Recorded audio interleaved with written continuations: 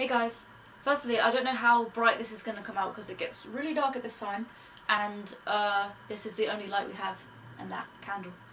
It's the only light we have, so this probably looks dark, but it doesn't matter.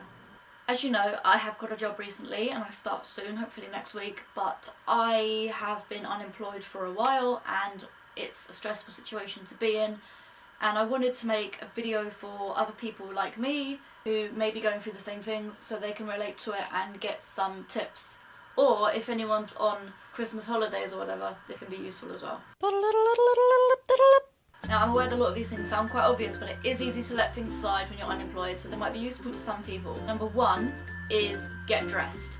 I know that sounds like something people do every day, you just get dressed, but when you're unemployed it's really easy to sit around in your dressing gown or yesterday's t-shirt or whatever, and it feels fine to start with because you can't be bothered to get dressed or you're feeling lazy or whatever, and yeah, it feels okay for a bit, and then you start to feel a bit dirty and yucky and it can be uncomfortable. So just to get up, get washed, get some clean clothes on and make yourself look nice. Even if you're not going anywhere, you can put your makeup on if you're someone who wears makeup. If you look nice, then you're likely to feel nice. And even if you then sit around in your bed on Tumblr all day, as I'm sure we all do sometimes. Another thing is eating regular meals. When you don't have a job and you don't have anything to do all day, it's easy to just sit around and eat toast. We're all guilty of things like that, but it's good to have an actual full meal rather than just snacking on bits and bobs and crisps and sweets, because although that feels fun, then you kind of end up feeling a bit unhealthy and gross, and it's good to stay healthy when you're unemployed. And number three, go outside. You probably hear that a lot, people saying, oh, you feel better if you go outside, even if you just go down the shops.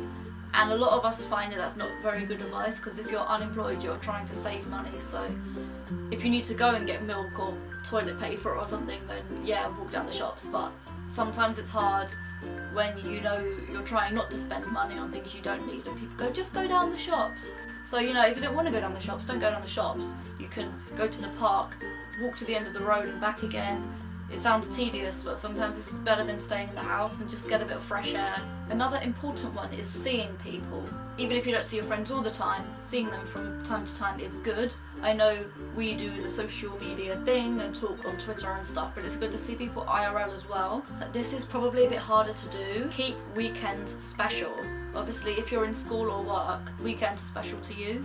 You have fun on the weekends. If you don't go to school or work, you just do the same thing all the time, it can be hard to remember it to do something special on the weekend. It's good to prioritise your time. Do maybe your jobs during the week and then at the weekend just relax. And the weekend is still special, you still have something to look forward to, and that can make your life a bit more structured and a bit more interesting. Speaking of structure, structure is a major thing in keeping yourself organised. So if you are unemployed and you're at home, it can be easy to just let things slide and sit there not doing very much. And then you realise it's 6 o'clock and your parents are coming home from work, or your husband or whatever, and you haven't done the jobs you're meant to do. Do the jobs by a certain time and then have fun. Make sure that your jobs get done, and then when you're having fun and procrastinating and messing around, you'll feel better because you know the jobs are already done.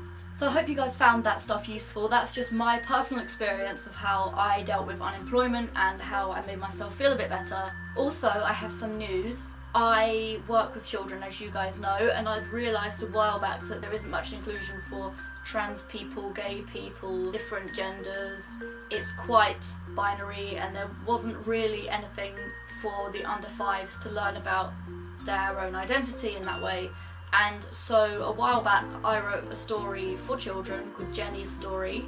It's about a transgender girl coming to terms with who she is, and I put that on my personal Tumblr, and a couple of people saw it and liked it, but it didn't really get big because on Tumblr things get buried by other stuff you reblog. It was kind of badly scanned, the colours didn't look great, and I just wanted to start again. I now have another blog, which is where I have Jenny's Story, Woke Kids, which is kidswoke@tumblr.com, and Woke Kids is going to be a blog for educating children on these issues. I have rescanned Jenny's Story, I've made it a new front cover, it looks really good, and I've uploaded it onto Woke Kids. There are going to be more stories soon. Stories like that, which teach children that it's okay to be different. So if you don't follow me on Tumblr, you can follow me at sushirollfan.tumblr.com. and at kidswoke.tumblr.com. I know a lot of you guys are still in school and stuff, but if there is anyone out there who has children or is a teacher, the point of the stories is that you can print them off for free and use them as storybooks. If not, you can always reblog or retweet or just make sure other people can see it if they want to. I think that's all for today. I love you guys very much and I hope you have a nice evening.